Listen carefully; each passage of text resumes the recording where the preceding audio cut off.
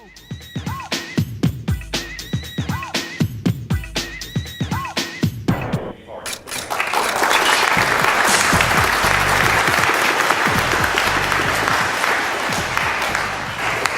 everyone. Thank you for joining me today. I'm from Louisiana. Anyone else in here from Louisiana? We represent the 38% of the Houston population that are from Louisiana. And growing up in Louisiana is interesting, to say the least.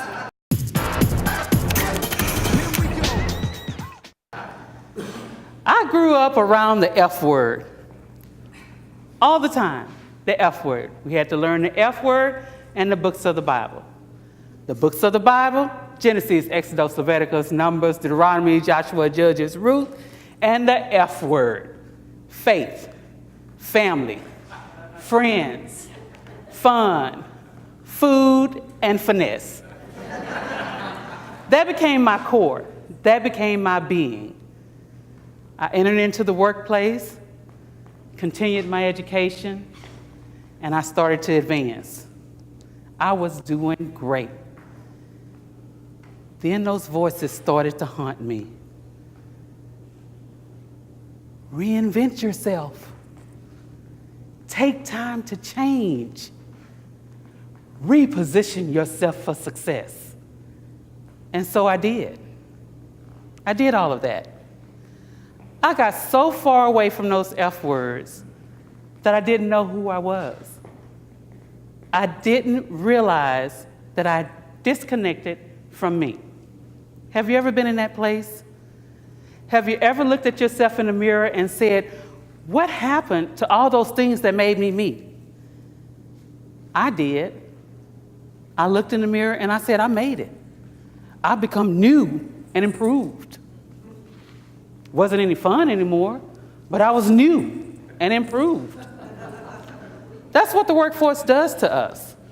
It takes the very thing that makes us special, and it asks us to conform. It's hard. We wake up and we find ourselves struggling between who we are and who they want us to be. Like those jeans that don't fit from 10 years ago, we find ourselves in a place where we no longer fit. So my question to you today is, how do you survive when you no longer fit? Do you snap? Do you crackle? Or do you pop? I'll tell you about Joseph. He created this very successful company, full of integrity. People came in, they loved to work. He'd walk around, there was open communication. And anytime you can hear him saying, "Get her done!" And all of a sudden, we started walking around, getting in the groove. Let's get her done. And there was a lot of communication, and everything was great. After about 10 years, Joseph decided to sell his company. The new owners came in. They required a different company culture. They required us to change. They required Joseph to change. Change is hard. Change is a struggle, and change is a hassle. Joseph found himself thinking for weeks, days, and months, trying to figure out, what do they want from me? I can't do what I used to do. What do I need to do? And it got to the point where Joseph wasn't fun anymore. We'd come in to talk to him. His answers were short. His answers were direct. No, yes, we'll get back to you. It wasn't fun anymore. Joseph started to snap. 38% of the population in the workforce snap. They get to the point where they can't take it anymore, and they just snap. Do you know any of them? You can't go to them anymore. The answers are short. They don't want to talk to you. They don't want to participate. That was Joseph. As an HR manager and a career coach, I meet a lot of interesting people. And I met one that belonged to what I call the Crackle Foundation.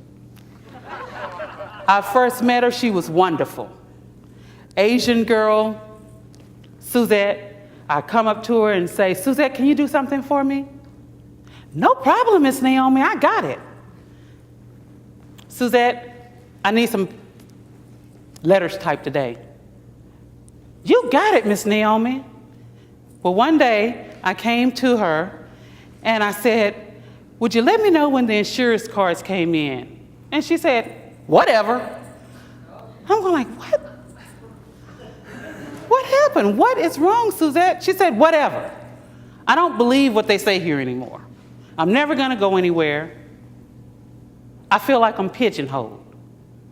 She didn't take my letters. She didn't do the work. She went from being a rock star employee to being a BME, a bare minimum employee, doing barely enough to meet the minimum expectations. Suzette had just crackled. How many of you find yourself in that place, not moving forward, not going back, just kind of riding back and forth, just waiting it out, waiting till the layoffs comes, waiting till you find another job?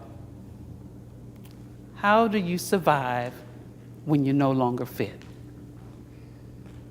Well, me, I like to see people achieve what they never thought they could. I like to see people connected to their goals, their desires, and their dreams. I like to see people pop. So if you take a little time and walk with me, maybe we can pop together. Because the workforce is at the place where they want so much out of us. They want us to do more with less. They want us to perform more for less. I hear it all the time. What? No raises? You're taking away my bonus? I have to pay more for my insurance? But you want me to work twice as hard. We have to get back to why we're there. We have to pop. Put it in perspective. Why did I come to this job? Ask yourself, why did I start working here? It could have been to pay a bill. It could have been to advance. We've got to get back to that. You fill in the blank. Overcome the obstacles. Overcome every obstacle that you may face. What do I need to do every day to remain relevant? Who do I need to align myself with? And who do I need to stay away from? Because you know there's some people that you need to stay away from in the workplace.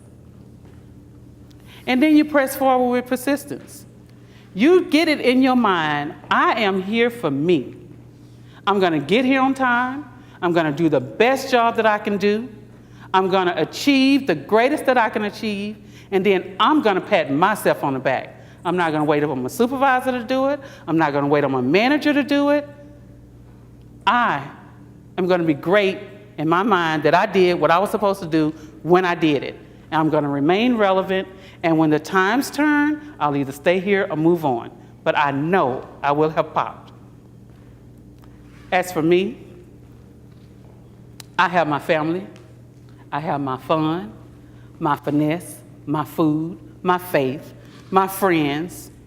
I'm Naomi J. Hardy, and I choose to pop. Want to join me?